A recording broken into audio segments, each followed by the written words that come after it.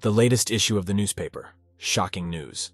Another month ago on Valentine's Day, a very gruesome murder took place at Earl Hill House. At a large dinner table sat a family dressed in snow-white robes. All three had been brutally murdered and dismembered, with their own hearts in their hands. The hall showed signs of a brutal murder. The family tried to resist, but all was in vain. There was the sound of heels clacking in the dead silence. It was the mysterious killer. He wore black gloves on his hands. He bent down and picked up a white rose from the floor, blood dripping from it. The guy who picked up the rose smirked smugly. The young man held the flower up to his nose and inhaled the fragrance of the rose, which was slightly soaked with fresh blood. The boy continued to read the newspaper, while drops of blood slowly dripped from the stem of the rose onto the photo of the terrifying house where the horrible murder had taken place. Something happened at the station, too. Two officers, Carrie and Tom, burst into the police chief's office. They were frightened and asked for help in one voice. The boss turned to Tom and Carrie and asked what had happened. The officers were supposed to be with the suspects in the Graff murder case. Carrie said that the suspect got hot and took off her clothes. Tom added that the girl touched his thigh and asked him if he was good at pole dancing. The officer asked Carrie if she had put his morale under stress. He replied that they left immediately as they were unable to handcuff her. The officer asked Carrie and Tom why they were given the gun. They told him that it didn't help, and the suspect had simply taken the gun from them and disassembled it. Carrie took it away and put it back together again. The suspect took it apart again, but into two pieces.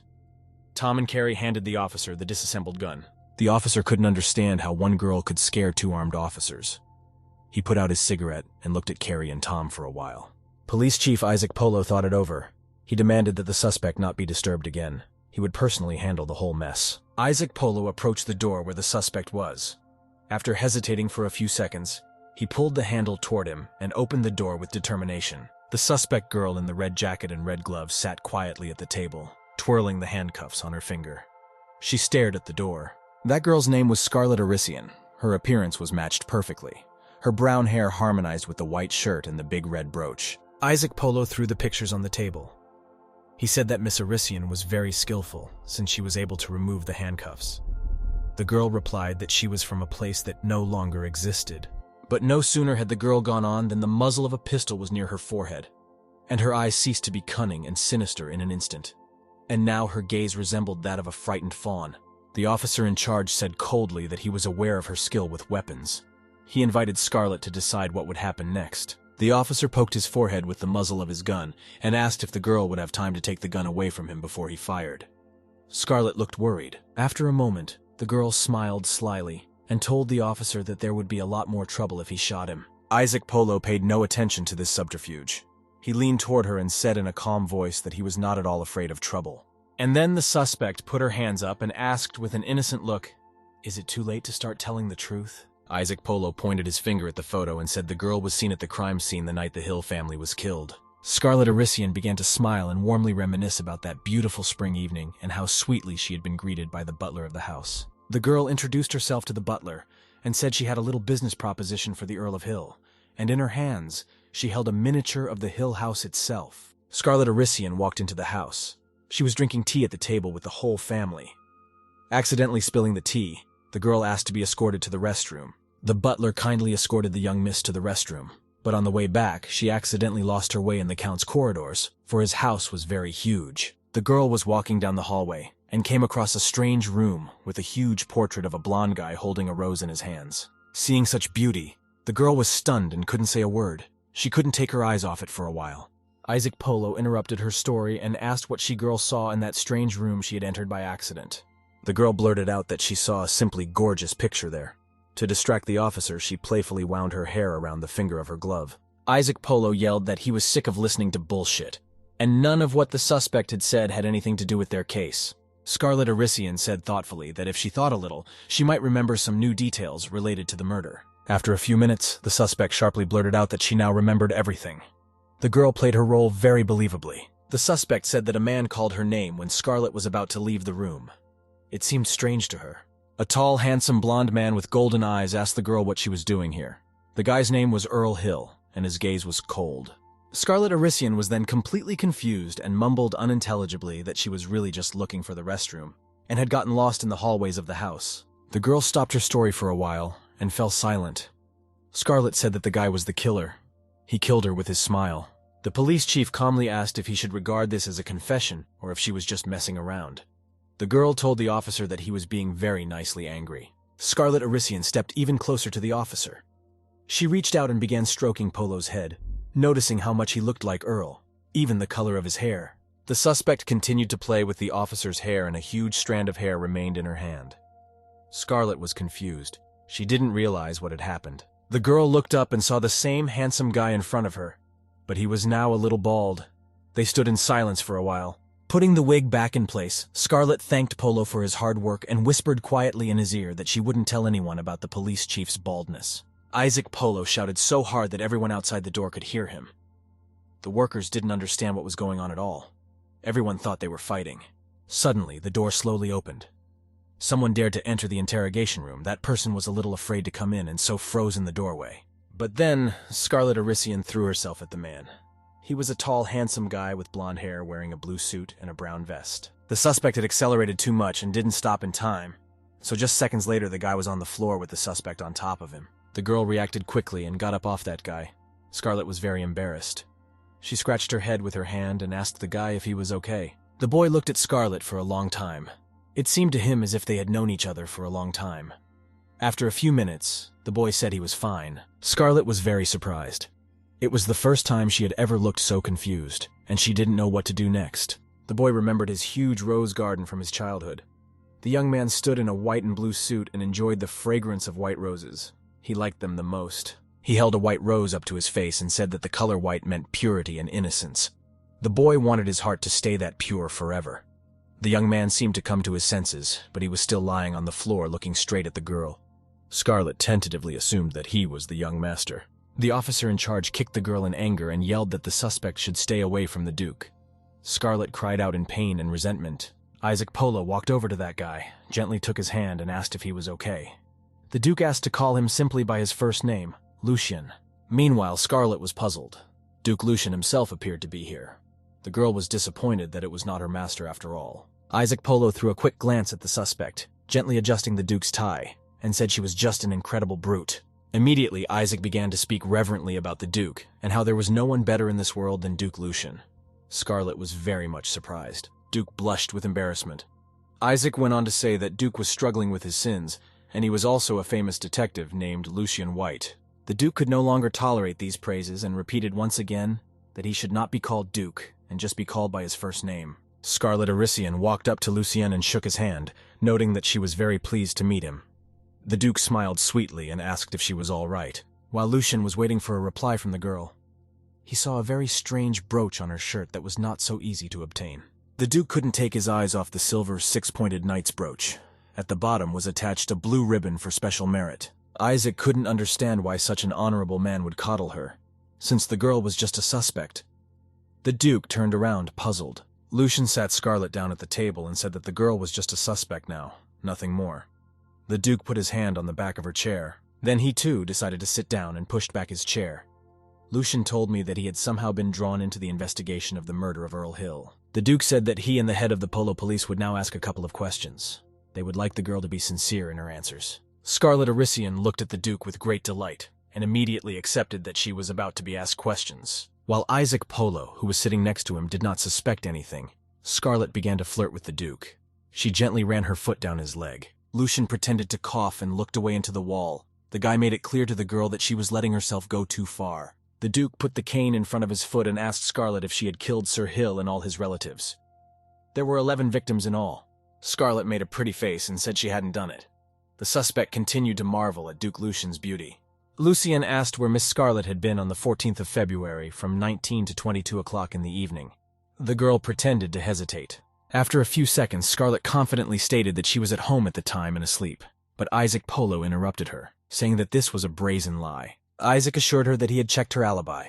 According to a neighbor, Scarlett Arisian left her house at noon and did not return home until after midnight. Detective Lucien noticed one very odd detail in her clothing.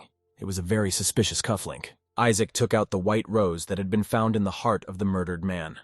He said that the Tenny Walker variety was sold only in the capital, at the Donghua store. The florist still had a record of her ordering white roses at 16 o'clock precisely on February 14th. The officer asked where the girl had gone with them. Scarlett claimed she had just thrown them away. Isaac Polo didn't believe it. Too good for a coincidence. Scarlett said it was indeed a coincidence. Isaac recalled that on the night of February 17th, the girl had been at Earl Hill Manor. He hinted that the girl was getting rid of evidence. The girl objected and explained that she was a design architect for houses. She just had a list of questions for the house with the murder scene, at which point the girl smiled and started gesturing, saying that she had gone to that manor to get answers. Polo continued to question the girl and asked her to take the matter seriously. Scarlett said she was very serious. The Duke considered the evidence. In the transparent bag was a white rose with bloodstains. It was the same rose that was in the heart of the deceased. It was the key piece of evidence. Polo asked the girl why she went there at night. The girl replied that she was busy with business during the day. It was there that the policeman seized her. Duke Lucien finally entered the conversation. He said with an icy stare that the suspect, Miss Arisian, was blatantly lying. Polo asked her if Scarlett wanted to confess what had happened that night, since it was already clear that she was the one to blame. After a minute, Lucien thought about it and said that Miss Arisian's guilt was not proven. The Duke's words surprised Isaac Polo very much, for she was definitely guilty. Lucien explained that all the flower stores buy from the east, and this kind of flower grows on black soil. The flower stores also cut off the thorns. Isaac Polo stated that according to their information, the suspect bought a bouquet that contained 13 roses. Lucien smiled and nodded his head. He confirmed that the number of roses from the crime scene did not match. Miss Arisian was not at home, but she was not at the crime scene. The Duke asked the girl if she had been to the capital's bar street. He had heard that it was the street where they held a wine competition on Valentine's Day. Scarlett Arisian looked at her sleeve with the strange cufflink. Lucien said that the winner gets a couple of these commemorative cufflinks. After Lucien had made all of his assumptions, Isaac went to the office door. He opened the door and called Officer Tom to him.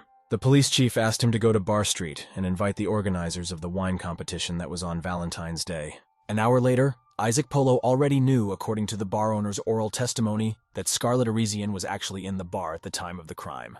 The girl said with demonstrative delight and a sense of self-assurance that since she had an alibi, she could be completely free. Isaac asked why the girl said she was at home. Yes, and the friend is questionable. She did not come to act as a witness. The girl indignantly said that her friend was a very vulnerable girl, and so she just couldn't come and watch Scarlett's shame. The officer shouted that she had already lost her shame long ago. The girl looked playfully at the Duke and said that she was only brave around handsome men. Lucien smiled sweetly and said that now, in any case, Miss Arisian was no longer a suspect. The girl immediately stood up and put her hands on the table. This movement made Isaac Polo very uneasy, but he said nothing but gave her a quick glance. Scarlett smiled and looked at the officer as if mockingly. She asked him if she could go home. Isaac Polo ordered her to get away. The girl rushed toward the door, but paused for a second and said that the police station was so big she might get lost. Scarlett approached Lucien and gently asked the Duke to escort her to the exit. Isaac said indignantly that she was using the Duke as a servant, but Lucien agreed to escort the girl without any trouble. He was very obliging, and his manners were really up to par. The Duke asked the girl why she asked to come out and escort her. He said there was no need to worry. He would not divulge her friend's identity. Miss Arisian hadn't expected to hear that from the Duke. She didn't understand how he knew who her friend really was. Lucien said that on the evening of Valentine's Day, he invited her friend to have dinner together. The girl was gone for a long time. Lucien waited patiently, but when she arrived, it was close to midnight and smelled strongly of alcohol. And he noticed a cufflink on her right cuff, which was not in keeping with her status.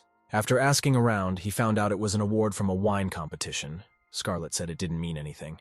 A lot of people had gotten that award that day. Lucien said that his companion that evening was talking about a friend of hers who makes dollhouses. But it's the jewelry on the girl that matters most. Miss Arisian did not understand what was happening, and Lucien said in a quiet, monotonous voice that it was he who had given the girl that silver brooch. Scarlett asked if she had to return the brooch. Lucien said it was a gift, and the girl could use it as she pleased. Miss Arisian confessed that she had only asked out of politeness, for she had no intention of returning it. The Duke did not know what to say to that. After that, Scarlett changed the subject. She said she hadn't asked to see her off, just to ask her to keep her friend's identity a secret. Miss Arisian suddenly snatched the Duke's cane from his hand. Lucien had not expected this from the girl, and belatedly tried to get it back. Scarlett separated the cane into two parts. As it turned out, it wasn't just a cane, but a whole case with something very interesting in it. Duke Lucien didn't know what to do. Scarlett smiled triumphantly as if she had discovered a world secret. The girl said that his sword had an unreliable construction and could break very easily. She would be happy to help him if he needed it repaired. Lucien was not frightened that his little secret had been revealed. He was more interested in how long Scarlett Arisian had known about it. Miss Arisian closed the case and handed the cane to the Duke. Lucien now understood why the girl had called him. She had succeeded in frightening him after all. Smiling sweetly, Scarlett said that wasn't all she had to say. She held up a business card, and she said she wanted to tell you more about that too. Arisian carefully placed the business card she was holding in the small pocket of the Duke's jacket. The girl's eyes shone very brightly. She said that she was not only good at fencing, but also at body art. Scarlett Arisian snuggled even closer to the Duke.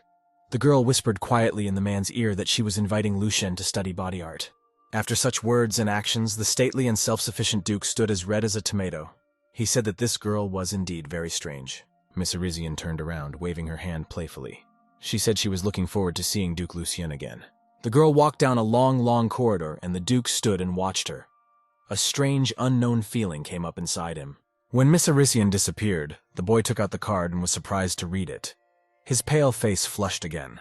On that business card it said her name and that her specialty was making dollhouses. And at the bottom, in small letters, her address, Carnation Avenue, Arisian Workshop. On the bed sat the young Duke Lucien and Arisian Scarlett. They were reading a book. The girl met an unfamiliar word, and she asked the gentleman its meaning. The young Duke said it was an honorable title. Only the bravest and kind-hearted and determined person can become a knight. The bright light fell on the boy's handsome face, his eyes shining. The boy went on to tell the story of the knight's extraordinary bravery. He says he has a dream too. People laugh at him, but the young man actually dreams of becoming a real knight. After these words, the girl got up from her chair and approached the boy. She put her hands on his palm and stroked it. The young master did not expect such a thing. They held hands and looked into each other's eyes. The girl blushed and said that in that case she too would become a knight to protect him. The young Duke heard these words and smiled. The boy looked very happy, for at last someone did not start laughing at his dream. The girl worked long and hard to keep her promise. Miss Arisian stood in the hall and practiced her shooting skills. They went outside to start practicing their skills. The girl took her gun, trying to concentrate on hitting the target. In that forest where she was, a little goat ran through. Even though he was still small, the little goat was very fast. He never realized anything. The next moment, he just stopped moving as if caught in midair. And bright red blood ran from his small, white, fluffy ear. After the shot, the girl heard someone's voice telling her that she was losing ground. And now she couldn't even hit a regular mountain goat. It was the beautiful horsewoman, Lilith Linden. She suggested that Scarlett couldn't hold the gun now because she'd had a scare at the station yesterday. But Scarlett said with a smile that she'd just forgotten to put on her glasses, or she wouldn't have let Linden outshine everyone. Arisian approached Lilith's horse. Lilith asked why she herself was without a horse. The girl replied that a man had shot her. Lilith said she would kill that man. After saying that, she held out her hand to Scarlett and told her to sit down with her. But Scarlett did not immediately agree. She said she had already killed that man's horse. Lilith Linden still insisted that Scarlett Arisian ride along with her on her beautiful silver and white horse. Arisian was thrilled at the offer. She said she was honored to go with Lilith herself. Scarlett Arisian took Lilith Linden's hand to get on the horse, and Miss Linden told her that she asked to be called Lilith. Lilith asked Scarlett if she really considered her a friend. Scarlett said she was afraid of tarnishing her noble image if people found out about going to the bar. Lilith clarified that nothing mattered when it came to her friend. Scarlett said that she was grateful to her boyfriend anyway. It was settled. When she heard Scarlett mention her boyfriend, Lilith blushed like a small child. The girl blushed, and her face became the color of her hair. When Lilith Linden had gathered her thoughts, she asked who she was talking about. Scarlett thought for a moment and said she thought his name was Lucien, or something like that. Lilith's face changed, and she was sullen and silent for a few minutes, and then she said he wasn't her boyfriend at all. They'd seen each other a couple of times. Lilith revealed that he was 24 years old. He was the Duke of White's adopted son, and had inherited the title and all his fortune when he died. Such news shocked Scarlett, and she immediately had a bunch of other questions, like when he was adopted and who he really was. These questions made Lilith think. After a few minutes, the girl told what had happened about 11 years ago. It was raining that night. Duke White picked up a bloody child from the street. Many say he was rescued from a den of bandits. Because he was very badly shaken, the little kid didn't even remember his name. So no one still doesn't know how he lived before that. Scarlett thought about the fact that he was similar in appearance and age, and he'd been adopted just as her young master had disappeared. But she didn't voice her hunch out loud. She said he had a good relationship with the police department, and they even called him the Duke Detective. It must be that the old Duke's murder could be directly related to the murderer that was rampaging in Earl Hill's house. Even back then, Lucien often went to the police station, inquiring about the progress of the Duke's case. He got to know the people at the station and studied many cases. It was printed about Lucien in the local newspaper that he had already helped the police 13 years ago. It was after that he became known as the Duke Detective. Lilith moved closer to Scarlett and asked the girl why she had started asking about Lucien. She assumed that Scarlett had fallen in love. Lilith sighed sadly and said that she really hoped that everything she had just heard was just a very bad joke. Scarlett Arisian looked at her friend seriously and stopped smiling. She asked Lilith why she was talking about Lucien like that and what was wrong with him. Lilith replied that there were many things wrong with him. He has conservative ideas and still has old-fashioned manners and rules, and every day he makes a fool of himself. Scarlett objected and said that the Duke respected tradition because he was a gentleman. Lilith said that people would always die around him. Arisian replied that it was his job as a detective. Lilith stood her ground and said that Lucien was weak. He hadn't killed a single animal on the last hunt. Scarlett blurted out that it was only because he cared about the animals. Lilith asked why she was protecting him. They had only known each other for a couple of days. Arisian asked why her friend was so against Lucien and assumed that he had hurt her. Lilith was darker than a cloud, her eyes fearful. Coldness radiated from them.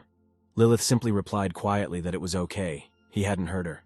Scarlett raised her gun up and began to aim carefully. It was a reliable model, a time-tested German Mauser, but it was clear that something had happened between Duke and Lilith nonetheless. She stepped closer to Scarlett and took her hands, gently pointing her gun. An unexpected shot struck the young mountain goat. Lilith said she just wanted her friend to be with someone better than the worthless Duke. The girlfriends fell silent. Scarlett blushed but asked if Lilith was talking about herself. She said that was not a bad idea. They got back on the horse and rode on. Lilith said that they could not be together after all, for she loved only freedom. Scarlett sat back and smiled. Lilith flicked her on the forehead and said, going back to their original conversation, that guy was out of luck too. Lilith thought for a few moments. She pondered aloud. The girl recalled that Lucien had also been present at Hill's recent tragedy. They moved a little away from the subject. The girls talked about the factory that was near the crime scene. It had been engulfed in flames the previous night. Scarlett thought about Duke Lucien again. After all, there had been a fire near the crime scene. She hoped it wouldn't affect the investigation. It was late at night. The streets of the night city were beautiful. A loud cry came from one house calling for Scarlett. Scarlett's father, Benjamin Arisian, was wearing a dress and curlers on his head. He said that Scarlett's husband had been here a long time and that she should hurry. Scarlett asked where she got a husband from since she wasn't married yet. But her father didn't hear her. He said he'd closed the door so he wouldn't run away. Scarlett opened the doors and immediately blushed. She tried to turn it into a joke about her father remembering to lock the doors even when he was sick. And then Scarlett heard a familiar voice, which in her heart she wished to hear as often as possible. When she heard her name, she froze. Standing before her was Duke Lucien, about whom she had learned so much today. Lucien apologized for disturbing her and asked for help in a matter, but Benjamin intervened in their conversation. Smiling, he turned to his daughter and assured her that he was telling the truth, and her husband was here. Lucien, hearing this, was a little shocked. Scarlett immediately apologized for her father. She wanted to say that he was a little out of sorts, but the girl didn't dare to finish, and the Duke blushed. While the Duke was looking at Scarlett, Benjamin stealthily approached him and gently took Lucien under his arm so that the guy did not realize anything. Her father whispered in the guy's ear to be nice to her. She disappears outside all day, fights with someone, and comes back at night all beat up. The girl got embarrassed and decided to play along with her father. She said that her husband was rarely at home and asked her father to leave so that they could enjoy each other's company. Her father just smiled and said that this son-in-law was better than the last one. Scarlett told her father that he had a lot of orders and needed to get to work. After her father left, the girl apologized. She explained that Benjamin starts talking nonsense when he's sick, and she really hopes he didn't hurt the guy. Scarlett took a single white rose out of the vase and said that she wanted Lucien to accept the flower as a sign of apology. He was very surprised at this. Duke Lucien took this rose in his hands and just started looking at it. This white rose flower seemed to enchant him. The Duke said he accepted the apology, but he didn't want the rose. The girl was surprised and asked what was the matter. Lucien replied that he did not like white roses. Scarlett took the rose. Sadly, she remembered that her young master's favorite flowers were white roses. The girl looked sad. She returned the flower to its place, and the Duke asked Miss Arisian if she had any ill-wishers. Lucien asked what street fights her father had talked about. Scarlett asked how Lucien could believe her dad's ramblings. Leaning across the table, she smiled and said that her father had also said that Lucien was her husband. Miss Arisian came very close to the Duke and asked if this now meant that he was her husband. The Duke was a little stunned. He blushed and turned to Miss Arisian. Lucien said he had come here to ask for help. Scarlett asked if it was related to the fire. It turns out that a fire at the factory burned the crime scene to the ground and some details are missing. She's the only one who can help us remember the crime scene. The girl pressed Lucian against the wall and continued to move closer and closer to him. She gently placed her hand on the Duke's chest. Smiling, Scarlett asked what she would get in return for her help. Duke Lucian blushed like a boiled crawfish. He could answer nothing. Lucian tried to say something, but he couldn't say it very well. He stammered and couldn't get a word out. Finally, he turned away and said that he wouldn't promise a body. Scarlett laughed and asked where he got such vulgar thoughts. Without waiting for an answer, Scarlett reached out to the boy and boldly took his chin. She gently turned his head. Scarlett explained that she merely wanted Duke Lucian to be the sitter for her new painting. Lucian asked embarrassedly if he should be unclothed. Miss Arisian said she could find a sheet for him to cover himself. The guy blushed and said that he really did need her help, and if Scarlett really wanted it, he would help her.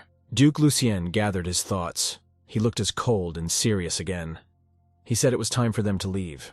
Scarlett went to the door, opened it slightly, and said that it was much easier to remember things on the spot. Smiling, she told the Duke to take her to the crime scene.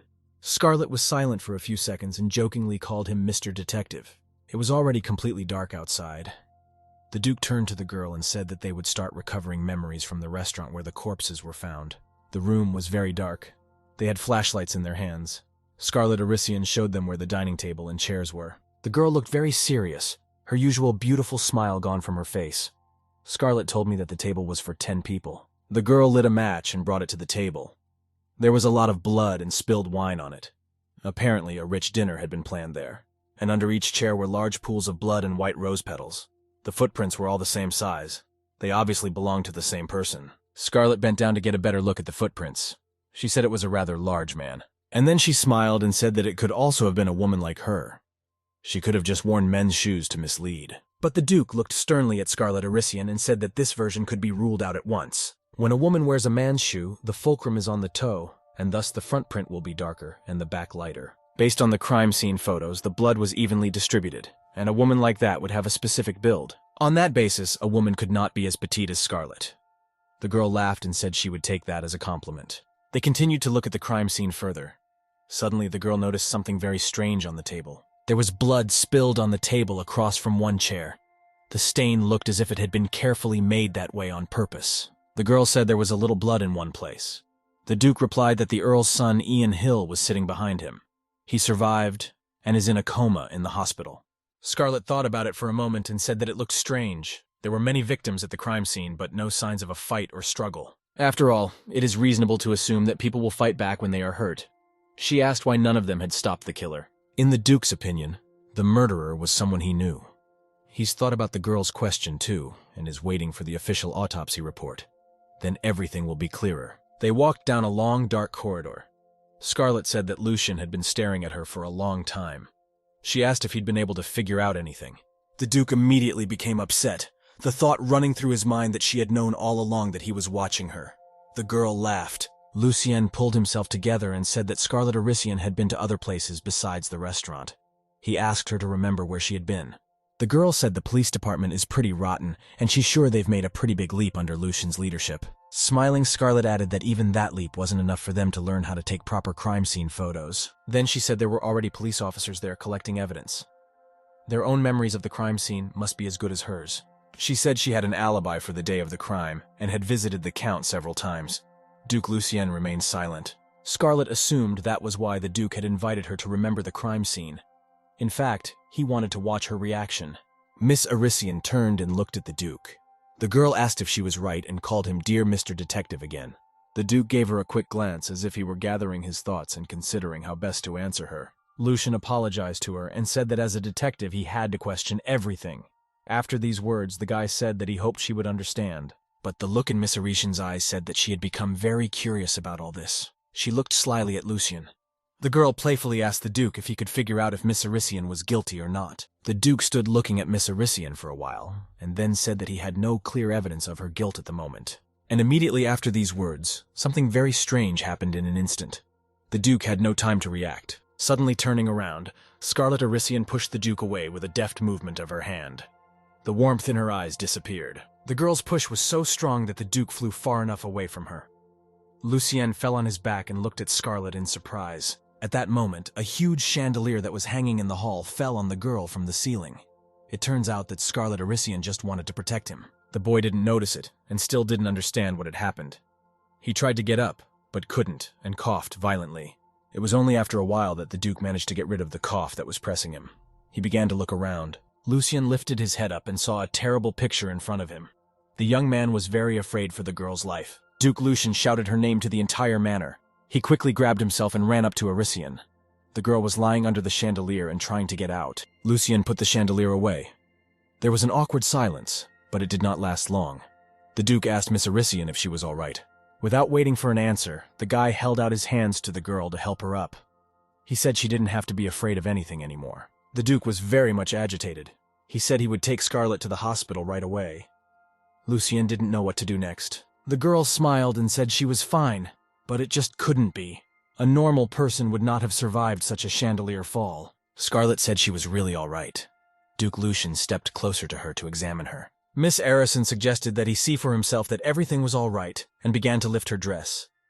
Lucien blushed and demanded that she stop. Lucien covered his eyes with his hands, but still curiosity took over and he squinted his eyes.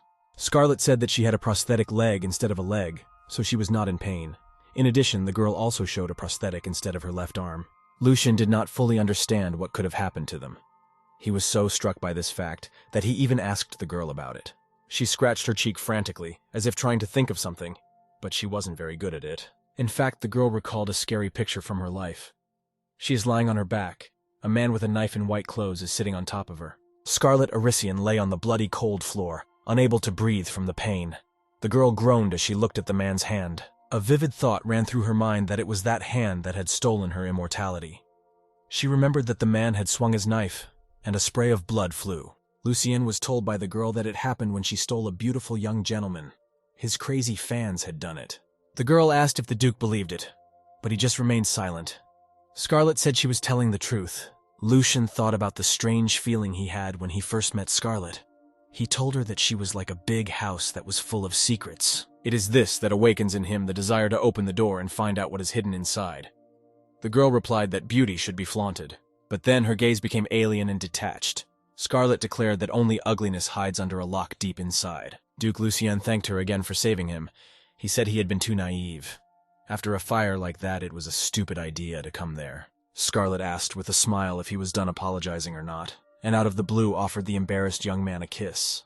Arician said she was joking. Lucien asked if she acts like that with everyone. The girl asked if she had to behave like that only with him. Lucien turned around and said he had to go to the station. He could take her home and leave. Scarlett said she wasn't going home. She had to go to the station. Scarlett ran after him, but Lucien asked what she was going to do at the station and why she wanted to do it. The girl replied that she wanted to make a dollhouse that looked like a crime scene. The Duke said that wasn't the best answer. They stood near the huge door. The girl admitted that she just liked being around Lucien and said she would like to be his assistant. With a creak of the door, Duke Lucien and Miss Arician entered the police station, a familiar voice in the office saying good evening. That was Chief of Police Isaac Polo. He said the Duke had come just in time and they had new information. Suddenly the officer heard another familiar voice. Scarlett mockingly said hello to the supervisor. He couldn't contain his emotions and shouted, but Lucien immediately hastened to reassure the officer and said that Miss Arician was his temporary assistant. No one had listened to the Duke for a long time. Isaac and Scarlett looked at each other with hatred. Lucien said he wanted to see the lab report. The officer said the cause of death was poisoning, but they already knew about it. The experts found the beauty in alcohol and blood of the victim. Lucien told me that belladonna has a kind of effect. A person who has taken it has brighter eyes, so she is called a beauty. Polo said that the deceased held a heart with both hands, in which were white roses. It seems to him to be the work of the same person. Scarlett clarified which case they were referring to. She assumed it was the Duke of White's murder, which the young gentleman was investigating.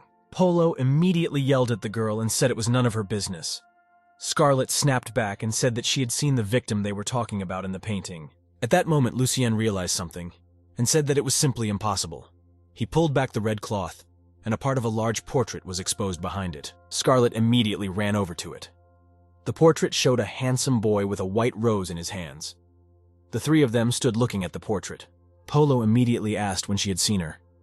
Scarlett replied that she had already told him about it, and Lucien added that the officer had not paid any attention to it.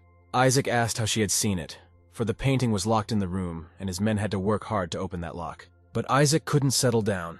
He asked again what Scarlett Arician was going to do, and why he had to break into a locked room. Scarlett and Lucien were discussing the painting. The girl wondered who had painted it. The Duke said it was one of the surviving members of the Hill family. Scarlett suggested that the portrait existed long before the crime. Perhaps the portraitist was closely associated with the murderer. The officer began walking from side to side, waving his arms and talking about how if they could find who the painting belonged to, they would get closer to the killer. Suddenly, he slammed the door shut and shouted that it was none of Scarlett's business. The assistant should wait outside and bring tea when called for. The girl relented and sat down to wait by the door. Scarlett said they could call her at any time if they needed anything. When the officer and the Duke were left alone, Polo asked Lucien why he let that strange woman follow him. He said that he didn't know and that it was just a guess, but he thought that the girl just wanted to protect him. Polo said that was a complete misconception and she probably just wanted to sleep with him. The Duke blushed and said they'd better discuss the matter. Lucien asked if there was an analysis of the shoe print from the crime scene. He would like to compare it with the footprints they found today. The officer said most of the servants were sent to decorate the new mansion. The Duke said that the assassin had deliberately chosen a moment when there were few people present. They stood in front of a portrait that showed a boy with blonde hair and a green stone around his neck. He had many white roses in his hands. Looking at the portrait, the Duke said that the murderer was very familiar with the mansion. He asked that an informant be brought in tomorrow to question him. The next morning, the weather outside is beautiful. Bright sunlight beats through the small, cozy window. Miss Arisian woke up to hear a knock on the door. She heard a familiar, pleasant voice saying good morning. It was Duke Lucien. He said he had gone out for coffee last night, but the girl was already asleep. Lucien offered to take Scarlett home. The girl agreed. The whole time they were walking down the corridors, Scarlett was yawning constantly. Lucien laughed and asked why she wasn't awake yet. The girl sighed heavily. It was obvious that she was very tired. Something was troubling Scarlett, and she sank into her thoughts. As suddenly her gaze fell on one man, the girl could not believe her eyes. She was simply shocked. Suddenly she saw Isaac Polo walking with some man. It was the same worker whom Lucien had asked to be brought in for questioning yesterday. The guy turned his head and noticed Scarlett. He pretended they'd never seen each other before and just walked on. But Miss Arisian was furious, her eyes blazing brightly. She shouted across the hall that it couldn't be, that he couldn't be alive. Scarlett instantly ran up to the guy. Her red gloves had an iron grip on the neck of the guy in the white shirt and black tie. She knocked him to the ground and kept screaming why he was still alive. Scarlett Arisian was sure that she had clearly killed the guy. The girl had her hands around his neck with tears in her eyes. Lucien was simply shocked by that and asked Miss Arisian to let the man go. Polo and Lucien pulled her away. The officer called for security to pull the crazy woman away. Scarlett kept muttering that he should be killed. Duke Lucien put his arm around the girl. She could not stop and repeated the same phrase. Scarlett seemed distraught. The boy tried to calm her down. Lucien held her hand.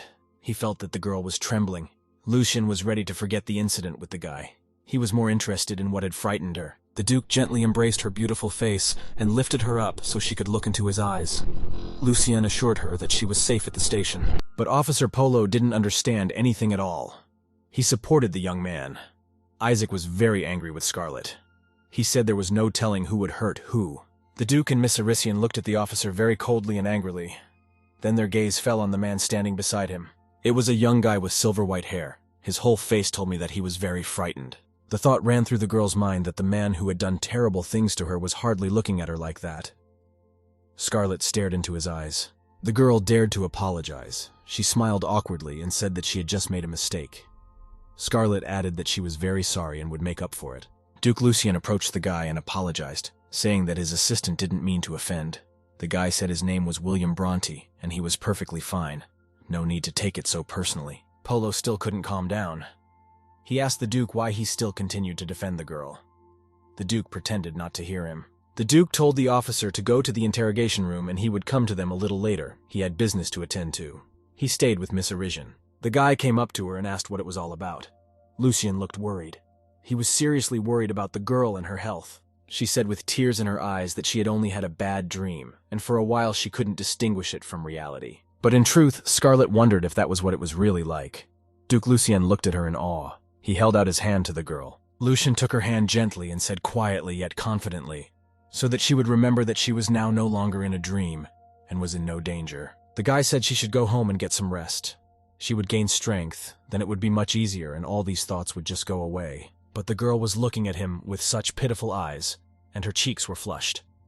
Her heart was beating as fast as if it were about to burst out of her chest. Tears welled up in her beautiful, deep eyes, and the bright smile that had always been on her face simply disappeared. She couldn't stand it and hugged him. Scarlett exclaimed that she wasn't going anywhere. Lucian said he would scream that he was being raped. Scarlett stated that she would start screaming then too. Scarlett thought that William and that man were very much alike, and that he was also involved in the case. It couldn't be that kind of coincidence. Duke smiled and said he still had to go to the interrogation room.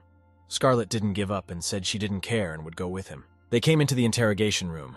Officer Polo was not himself with anger, but Duke Lucien pretended not to notice. Isaac continued to lecture the Duke for having that woman everywhere. Lucien said that Miss Arisian had come to help. There's not a moment to lose. Scarlett looked at William Bronte and wondered why there were so many coincidences after all, and if he could have sent this man. Lucien sat beside her and noticed that the girl was trembling again, though she tried to hide it. Scarlett was worried that the man had come for Lucien, but the guy already knew what to do in such situations. He took her hand again and continued the conversation without making a sound. Lucien said the police had previously taken a statement from Mr. Bronte, but he personally would like to do so to have a full understanding. As the Duke led the interrogation, Isaac Polo watched Lucien hold Scarlett's hand. The Duke recalled that Bronte had been working at the Count's residence that day, but had been sent out to get truffles. When he returned, he found the bodies. Lucien asked exactly where he went and at what time he left the mansion. The boy replied that he had run to the Scarborough Fair at about 3 o'clock in the afternoon, but Scarlett asked him if he was sure of what he was saying. The plague had broken out that day in a nearby village, and the fair had been cancelled. William Bronte explained that he had just gotten mixed up and went to the Adlan Fair. Arisian laughed and said he was wrong too. That fair had not been cancelled. Miss Arisian wasn't going to stop. The girl asked him to remember everything. She assumed that Bronte had not gone anywhere and had made it all up. The suspect was on pins and needles. The guy was very confused and did not know how to behave. He started stammering and said it was all a load of crap. Arisian said that there was no need to worry. It was enough to just tell the truth. She asked when exactly William had learned that all the family members had been killed. That question threw the young man off balance. His eyes raced nervously and couldn't stop, sweat dripping down his forehead. He didn't know what to say. William said that there was a dead body of a servant in the hall. He sensed that something terrible had happened, and started looking for the Count and his wife. He then found the dead Earl in the dining room and young Master Hill. The Duke asked how he realized his young master was still alive. Bronte said he decided to check his breathing, and it was normal. Lucien assumed that this was how William Bronte was able to get into the dining room, and he was the one who stepped in the pool of blood that was on the floor. William scratched his head and said he was shocked and scared at the time and didn't pay attention to it at all. All three of them shouted at him to remember and say everything that happened then. The same person's blood was found at the crime scene. Polo got up from the table and started shouting that if William was not the murderer, then the footprints were left by whoever they were looking for. William Bronte was even more frightened. He began to twist in all directions. William didn't know where to put himself or what to say. He said he hadn't stepped anywhere, but he didn't remember anything. It became obvious that there was no point in continuing the interrogation. Polo left the office with William Bronte, leaving Lucien and Scarlett behind. The girl asked how she had performed as an assistant. Lucien replied that it was quite good. The compliment was not enough, and the boy asked what else she wanted. Her eyes sparkled, and she said she wanted Lucien to kiss her. For the umpteenth time in the short time they'd known each other, she asked him to do it. They both blushed. Lucien asked why she had lied in the interrogation room. Scarlett explained that it was just a sixth sense. And now her sixth sense was telling her that the Honorable Duke Lucien was changing the subject on purpose. She just seemed to enjoy teasing the guy. Suddenly, Isaac Polo came into the room and said that they had discovered something very significant. But no sooner had he finished speaking than he saw them. Officer Polo was simply shocked to see Scarlett and Lucien standing close together. It struck Isaac very hard. Polo ran up to Scarlett and pulled her away from the Duke. Isaac tried to kick her out of the station. Turning around, the girl said that now Lucien owed her a kiss. Finally, the police chief managed to tackle the petite Scarlett Arisian girl. He slammed the door behind her and exhaled. Isaac said they were both weird. Lucien asked what was wrong with him and Miss Arisian. Polo replied that he had seen them holding hands. Officer Polo said he wanted to give one piece of advice. Never go near a woman. Lucien didn't listen to him. Scarlett left his portrait in his notebook. The Duke blushed again and could barely contain his laughter. He had changed lately, and from a serious guy he was becoming more and more like a child. Still, Lucien got his act together and said that Polo was only going bald because of cigarettes and alcohol. Isaac took offense and said it was just his ex breaking his heart. Lucien asked to close the subject. He reminded Polo that he was about to talk about something very important. Turns out William's shoe prints and the blood trail at the crime scene matched. What's more, William didn't actually attend Adlan's fair. The Duke assumed that Bronte had gone to get white roses at the store. Polo confirmed this and said he had interviewed all the people. It all adds up.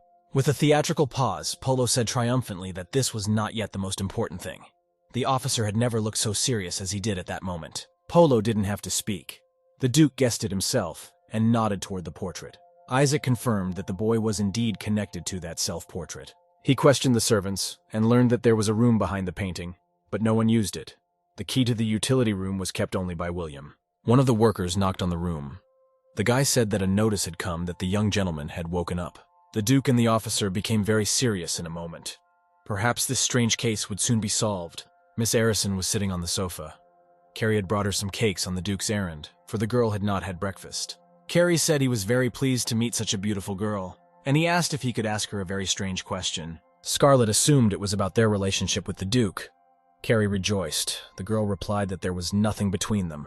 Then, while eating a brownie, she added that she was trying to get him. Carrie said that if that was the case, she had a lot of competition. Miss Arison almost choked, and the young man went on to say that not only women were in love with the Duke, but many men. Carrie moved closer to Scarlett and whispered that the Duke was driving everyone crazy, and it was hard not to fall in love with him. Maybe Polo was secretly in love with him too. Meanwhile, Lucian came out of the office and saw Carrie whispering something in Scarlett's ear. He didn't like it very much. He stepped closer to them and called out to Miss Arison.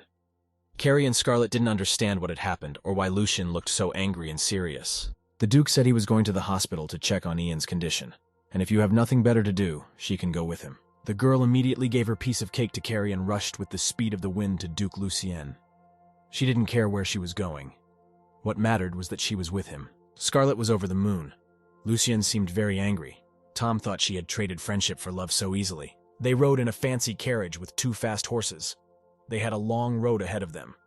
Scarlett asked what they had decided to do about William. Lucien said that new evidence had been found and he was now in custody. Scarlett says that the case has progressed, but Lucien is not happy about it. He looked at the girl and said quietly that he simply had nothing to be happy about. No one had said any funny things to the Duke for a long time. Scarlett giggled. She realized that Lucien was just jealous because she saw her talking to his assistant. Lucien was embarrassed. The Duke said he noticed how frivolous Scarlett was, but the girl replied that there was nothing between her and Jerry and that she had only him in her heart. Lucien said he was referring to the scribbles in his notebook. The girl looked at Lucien with delight. She had just made a mistake. The main thing is that he is happy. He thinks one thing, but he says something else. After these words, Lucien kept looking out the window and trying to understand why Scarlett's words had hurt him so much. Scarlett asked where that drawing from the notebook was. She assumed that he had torn it off and kept it for himself. The Duke was embarrassed. The girl continued the strange talk and offered to whisper a few little favors in his ear. Scarlett Arison resolutely slammed the blue notebook shut and defiantly pushed it away, making it clear that she had more important things to do. Duke Lucien became nervous. He was sitting on pins and needles and fidgeting all over the place. He put his hands, half-clenched into fists, in his lap. Miss Arison moved closer, and her heart began to beat faster and faster. The Duke blushed, and the girl whispered in Lucien's ear that he was very sweet. At that moment, the coachman suddenly decided to demonstrate his excellent driving skills. He sharply yanked the horse's reins and they galloped away. But it was not a very successful maneuver. Just at the moment when the horses quickened their pace, the wheel of the wagon hit a small hole. Because of this, the girl and the guy in the wagon staggered. This moment was not very convenient, for Miss Arison accidentally kissed Lucien's cheek. Their hearts began to beat at a frantic speed. The girl was in no hurry to distance herself from the Duke. She was very surprised by what had happened. Lucien's heart raced. When he realized what had happened, he immediately looked away. He was insanely embarrassed. Red as a tomato, the young man pounced on the girl. Scarlett said excitedly that she had wanted to do that for a long time, but now it was an accident. Duke and Scarlett arrived at the hospital. They knocked on the door. Immediately, a voice came from the room giving permission to enter. The guard reported that Ian was emotionally unstable. The Duke said it was nothing to worry about. He could leave everything to his assistant. Ian sat on the huge, soft bed. He did not react in any way to his guests. Duke Lucien greeted Ian Hill kindly. The guy said he knows the Duke. After all, he's the same legendary and famous Duke detective. He assumed Lucien had come to rescue him. Ian Hill asked if the legendary detective would save him. He just begged for his help, because that bad man wants to kill him. Lucien told him not to be afraid of anything. He would ask a few questions later, and it would be nice to get truthful answers. Ian nodded. Lucien introduced his assistant Scarlett and said that she would be responsible for recording their conversation. Scarlett said a nice hello to the young man. Ian said hello to her and called her Aunt Scarlett, and then a huge stone fell on the girl's head. She was shocked to be called Aunt Scarlett. Ian said that Aunt Scarlett seemed mean to him and asked if she was going to hit him. Lucian laughed and said she was a very good-natured girl, but Ian didn't believe it. He said he was afraid to be around strangers and asked Aunt Scarlett to move away. Lucian got up from the bed and said that in that case he too would move away from the young man's bed along with his assistant Scarlett. Ian Hill grabbed the detective by the sleeve of his shirt and asked him not to go anywhere. He had his doubts about Scarlett, but it was worse without Lucian. Ian Hill said he would be much more scared if Brother Lucian left. He looked really scared. Scarlett shrieked. This really pissed her off. She wondered if she'd gotten far enough away. Lucian smiled awkwardly at her. The boy exhaled. Lucian said that Ian would have to tell everything that happened that night if he wanted to catch that bad man quickly. The detective asked him to remember everything that happened then until he passed out, starting with his birthday. Ian asked the Duke to hold his hand. The Duke graciously agreed and extended his hand to the frail, defenseless boy. Ian hugged his gloved hand and told him that it was business as usual from the organization to the start of the dinner party. They were sitting around a huge table with lots of delicious food and drinks on it. They were all chatting animatedly, but as they drank the wine, very strange things began to happen. His whole family fell to the floor. Food scattered all over the room, and he was the only one who didn't understand what had happened. Ian called out to his parents, but it was too late. Lucian asked if Ian had been drinking wine. He said that his glass had been replaced with sugar-free champagne because of the sucrose. The Duke asked who knew about his allergy. It turned out that only members of his family knew about it. Scarlett realized that explained a lot. William could have put poison in the rum, but he didn't know about Ian's allergies. Lucian asked what happened next. The detective's gaze showed that he was very interested in the story. The boy cried and said that someone had given him a sudden blow from behind, and he had lost consciousness. When he woke up again, the boy was already tied to a chair. The boy began to tremble. Ian wanted to tell what he had seen. Ian couldn't finish his sentence. He began to stammer and shed tears. He couldn't stand it any longer and threw himself into the Duke's arms. It was noticeable how fear took hold of him. Lucian embraced the young man in a bewildered way, his behavior frightening. Ian said that a man in black clothes, a red robe, and a goat mask stood in front of him. The man greeted the young man and was glad that he was awake. In a trembling voice, Ian added that the psycho in the goat mask had cut out the hearts of his father, mother, and sister right in front of him. Lucian asked if there were any other special markings besides the goat mask. Ian replied that he'd been too scared to pay attention at the time. He said that the figure of the man was familiar to him, as if they had met somewhere before. The young man could not remember where exactly he had seen her. Scarlett Arisian was surprised at her guess and asked the young man if the figure looked like William Bronte. The image of that guy with the silver hair and the emotionless gaze flashed before her eyes, and even Scarlett got goosebumps again. Ian said that if Aunt Scarlett thought so, perhaps their figures really were alike in some way. Suddenly, a guard burst into the hospital room without knocking. In a distraught voice, he began to call for the Duke. The boy said that there was trouble. As it turned out, one of the suspects, William Bronte, suspected foul play, wounded Officer Tom, and fled in an unknown direction. Detective Lucian and Scarlett rushed to the station. Tom was holding his head and covered in blood. He couldn't remember a thing. Tom said that William attacked him when he brought lunch to the cell. Scarlett said that this was typical behavior to avoid a trial. The Duke gave his handkerchief to Tom and said that Polo had already led a team to search for him. Lucian asked who had interrogated William before his escape. Tom, holding his head, said that he himself had interrogated William Bronte with his superior, but that the latter had kept silent the whole time, and had thus put Polo out of his mind. The police chief lied to him and said that Ian was awake. Soon he would come to his senses and tell everything. So Polo advised him to confess immediately. The Duke and Scarlett looked at each other at the same time. They realized that young Hill was in great danger. They rushed out at the same time. Scarlett was dragging the Duke by the arm. Lucian said William had gone to the hospital to see Ian, and it was a little suspicious. Scarlett pushed the Duke into the carriage and told him to hurry.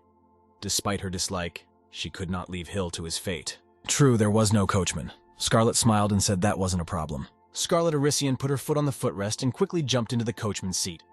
So they went on their way.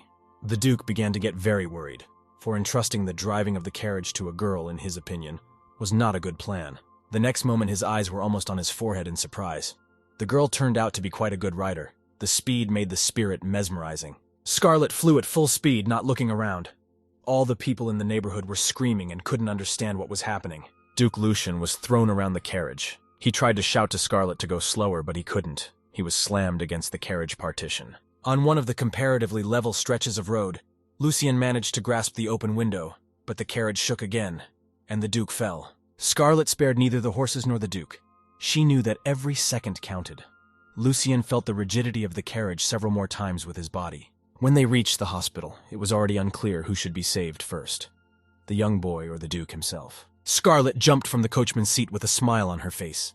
The carriage door creaked open, and Lucien started to climb out, leaning on his cane. Scarlett ran up to the Duke and helped him out of the carriage. The girl asked Lucien if he could wait for her outside. She would go look for Ian. The girl deftly took the Duke's sword cane a second time, saying that she only wanted to borrow it for a little while. The Duke remembered something. Once upon a time, a certain girl had handed him a sword for self-defense and asked him to wait while she distracted that man. These memories made the Duke feel very sick. His heart began to beat at a frantic speed. Detective Lucien watched Scarlett make her way through the crowd of people. He couldn't understand what was happening to him. Another picture from the past popped into his mind. A girl in red clothes near the rose garden. Lucien didn't know who the girl was or where she had gone. All these thoughts gave the detective a terrible headache. He closed his eyes and decided that now was not the time to reminisce about the past. Lucien remembered that Tom had been dressed out of uniform. Most likely William had sneaked out of the station in his uniform. In that case, Bronte also had Tom's gun. The Duke, holding his head, stepped back against the wall. All his thoughts were now on the fact that Scarlett might be in danger. He had to help her as soon as possible. A man in a gray suit and a folder came up to him.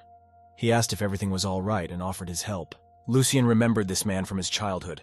Then the servant found him and confessed that the boy had been searched for quite a long time. No, he is definitely sure that this cold, huge hand that was keeping him down belongs to that man.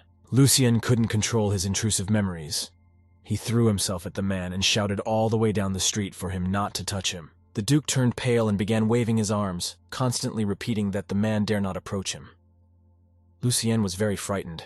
The man in the gray suit tried to gently take him by the elbow. Lucien pulled away and started to pivot back, repeating the same words in a frightened manner. Lucien's left foot stumbled and he lost his balance. He would inevitably have fallen to the ground. Fortunately, the hand of the man in the gray suit gripped his shoulder firmly. The man held him back, and Lucien looked at him apprehensively. To his surprise, the man was none other than the chief of police, Isaac Polo. Lucien was glad it was Polo. Isaac asked if everything was all right. Polo knew William would go looking for Ian, so he brought the men as soon as possible. But he didn't expect to run into the Duke first. Suddenly, they heard the sound of a gunshot. They immediately turned their heads upwards. They stood still for a while, not realizing what had happened. Duke Lucien was very worried about Scarlett. He realized that the girl was in great danger. Polo exclaimed that the shots came from above. At the same time, Ian Hill was standing barefoot and in hospital pajamas on one of the walls of the hospital. The barrel of a gun was staring at the back of his head. The second young man turned out to be William Bronte. Smiling, he said the future was very uncertain.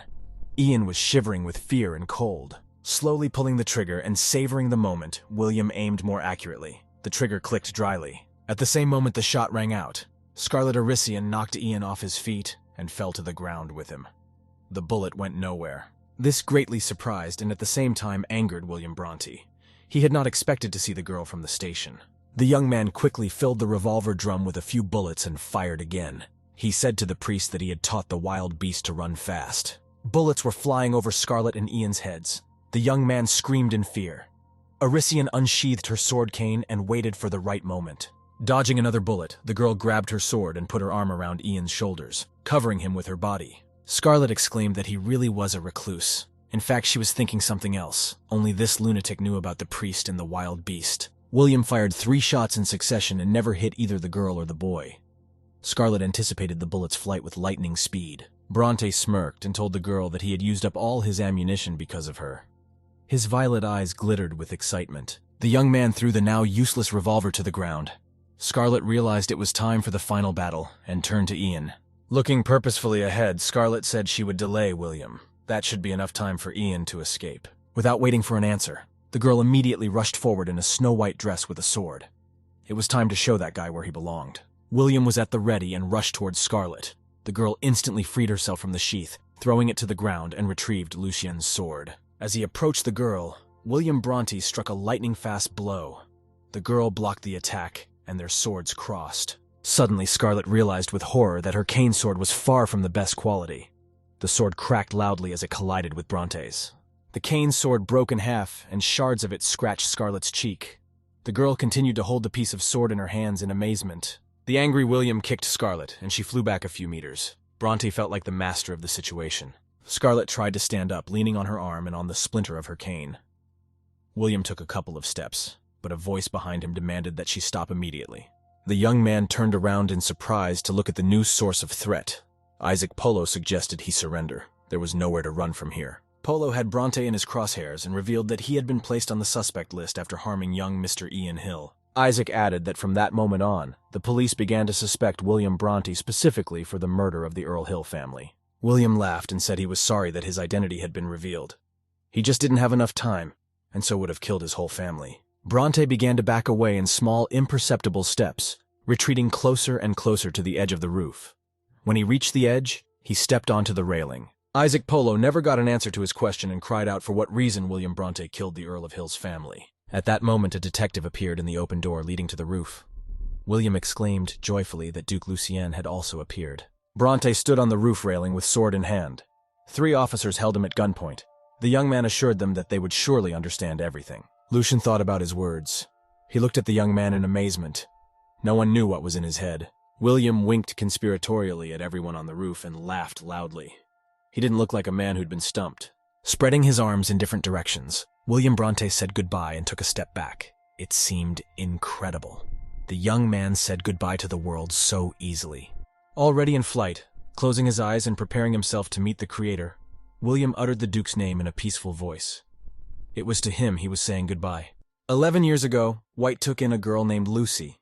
After his death, she inherited a huge fortune.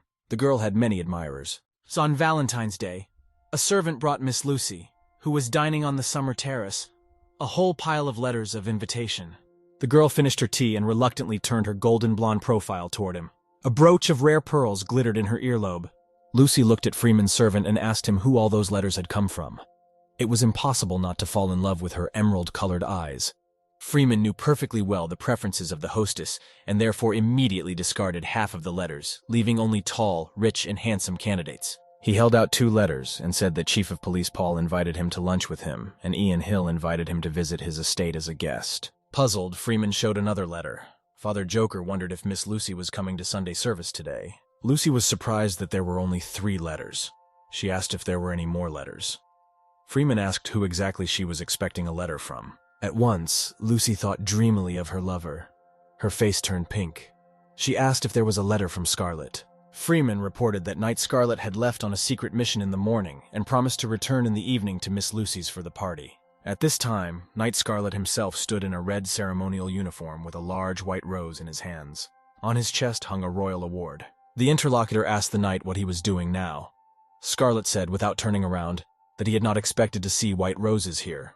He looked thoughtfully at the rose he had just plucked and told me that they were Miss Lucy's favorite flowers. Scarlett arranged the white roses into one huge bouquet, as big as he could hold. He hoped that with a bouquet like that, Lucy would forgive him for being late.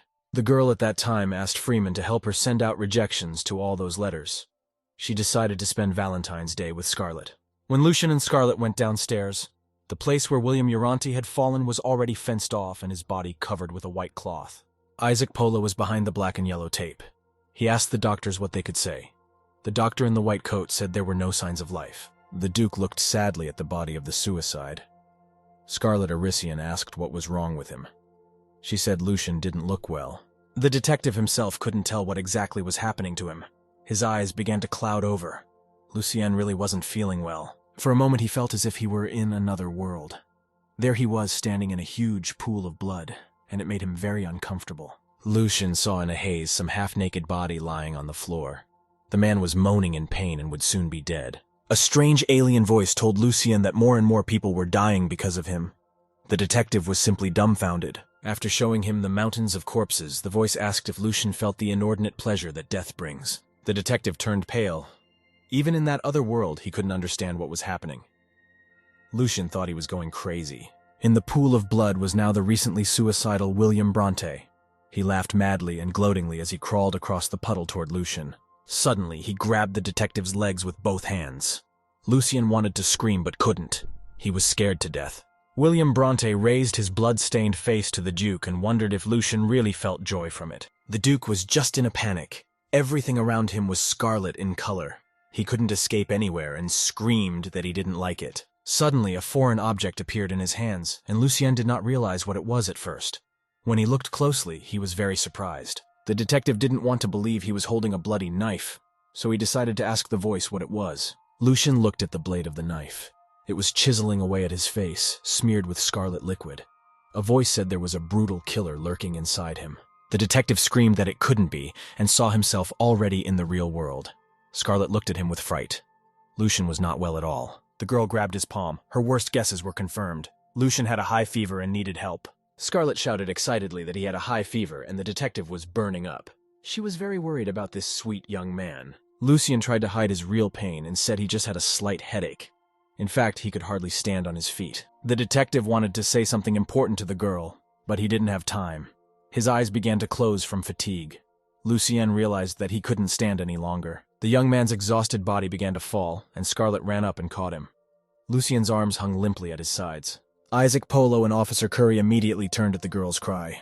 They did not want to believe that anything had happened to Lucien. Lucien lay unconscious on Scarlett's shoulder. She shouted that he needed to go to the hospital right away for a checkup. Isaac Polo asked Carrie to fill in for him and ran to get Lucien's personal physician. After all, he is the best informed about the Duke's health. Some time passed. Isaac Polo was away for a long time, and so Lucien was taken to the hospital without waiting for a doctor. The doctor laid the patient on a large, soft bed and covered him with a blanket. Lucien's face was burning. The doctor said the fever was due to a cold. He added that he didn't know his medical history, and they'd still be better off waiting for Lucien's personal physician. Scarlett thanked the doctor. The girl closed the door behind the doctor and slammed it shut. She wanted no one to disturb them. Scarlett figured it was just the two of them in the room now, and it would be possible to check Lucien's body for birthmarks like her master's. The girl reached for his white shirt and undid its top button, exposing the collar. Scarlett wanted to continue, but thought Lucien might get very angry if she undressed him without permission, especially since everything already indicated that the detective was her young master. There was no need to check it further. Scarlett thought she would check it out for sure, if there was someone who looked so much like the young gentleman. She smiled and said to herself that such coincidences do not happen, for the young gentleman is one such one and only. Suddenly she heard a wild exclamation. Isaac Polo wondered what she was doing here. Scarlett's eyes widened in surprise. Polo continued to reprimand her and suggested that the girl had decided to harass Lucien. Scarlett happily confirmed his guess. She playfully offered to harass him too, if Polo was jealous. Isaac blushed like a cancer and asked why she was doing such things. A man in a gray suit and with a large blue jewel around his neck called them to silence. He said they should think about the patient.